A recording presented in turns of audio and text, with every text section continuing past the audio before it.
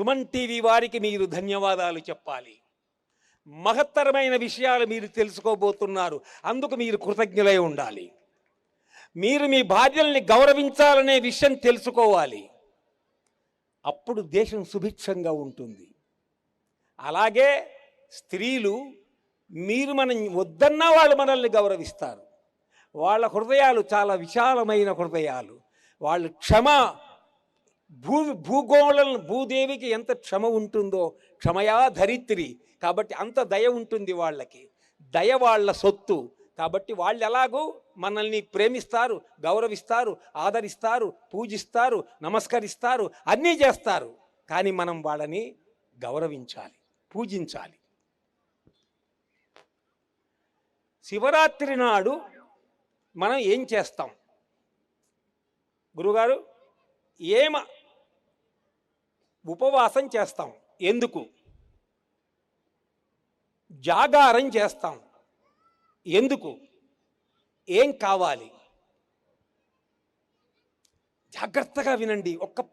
ఒక అరగంట మన సొంబేం పోదు, వస్తుంది.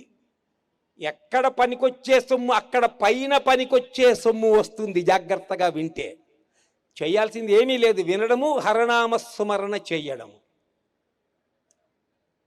మనకేం కావాలి? మనకి ఉపనిషత్తుల్లో ఒక కథ ఉంది. ఆ కథని ఒక మామూలు మనం మాట్లాడుకునే విధంగా ఒక కథగా చెప్తాను.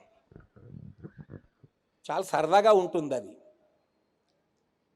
ఒక ఆయన అమెరికాకు వెళ్ళాడు. మనవాడే, మన తెలుగువాడే. అమెరికాకు వెళ్ళాడు.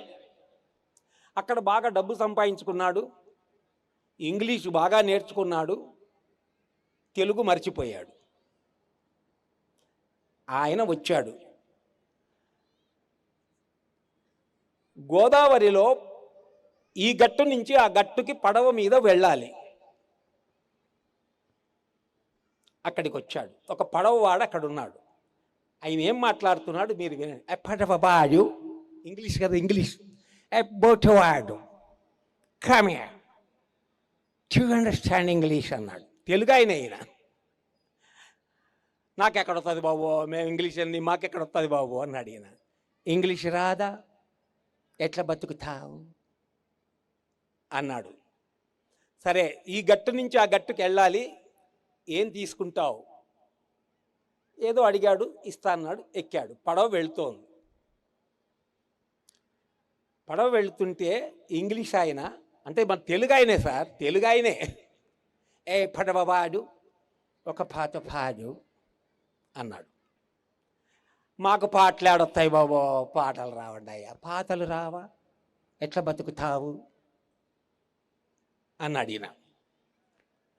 ఇంకా కొంచెం వెళ్ళింది పడవ. అక్కడ మళ్ళీ ఈయనకు బోరు కొడుతుంది, ఏదో ఒకటి మాట్లాడాలి. పడవవాడు రేవంత్ రెడ్డి రాజకీయం బాగా చేస్తున్నారా అని అడిగాడు. రేవంత్ రెడ్డి ఎవరు బాబు అన్నాడు ఆయన. రాజకీయం తెలవదా, ఎట్లా బతుకుతావు అన్నాడు. కొంచెం దూరం పడవ పోయింది. అక్కడ ఒక సుడిగుండం వచ్చింది. పడవ దాంట్లో పడింది. గిర్రం తిరిగిపోతూ ఉంది. పడవవాడు అడిగాడు, బాబుగారు మీకు ఈత వస్తుందా అండి అని అడిగాడు. నాకు ఈత రాదు అన్నాడు వాడు.